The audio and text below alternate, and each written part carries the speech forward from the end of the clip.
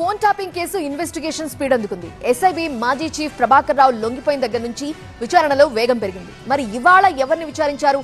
Updates ఏంటో చూద్దాం.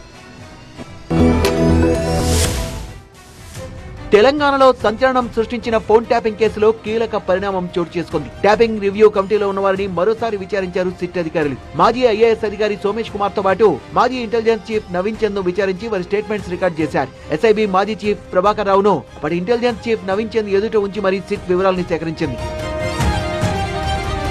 ఉన్నతాధికారులు చెప్తేనే ఫోన్ ట్యాపింగ్ చేసినట్టుగా ప్రభాకర్ రావు గతంలో అధికారులకు చెప్పగా అదే విషయాన్ని అప్పటి ఉన్నతాధికారి ఎదురుగానే ప్రశ్నించారు. క్రమంలోనే సోమేష్ కుమార్ స్టేట్మెంట్ కూడా మరోసారి రికార్డ్ చేశారు. ఫోన్ ట్యాపింగ్ కేసుకు సంబంధించి హైదరాబాద్ సిపి సజ్జనార్ నేతృత్వంలో ఏర్పాటైన సిట్ కూడా దూకుడుగా వ్యవహరిస్తోంది. 9 మంది సిట్ అధికారులతో ప్రత్యేకంగా సమావేశమైన సజ్జనార్ ఫోన్ ట్యాపింగ్ కేసులో పూర్తి ఛార్జ్షీట్ దాఖలు చేయాలని ఆదేశించారు. కేసుతో సంబంధం ఉన్న అందరినీ ప్రశ్నించాలని స్పష్టం చేశారు. మరోవైపు ప్రభాకర్ రావు 3వ రోజు కస్టడీలో సిట్ సభ్యుడైన సిద్దిపేట సిపి విజయ్ కుమార్ పలు ప్రశ్నల్ని సంధించారు. ఇదే అధికారి గతంలోనూ ప్రభాకర్ రావును పలుమార్లు ఎంక్వైరీ చేశారు. ప్రభాకర్ రావు నుంచి కీలక విషయాలు రాబట్టినట్టుగా తెలుస్తోంది.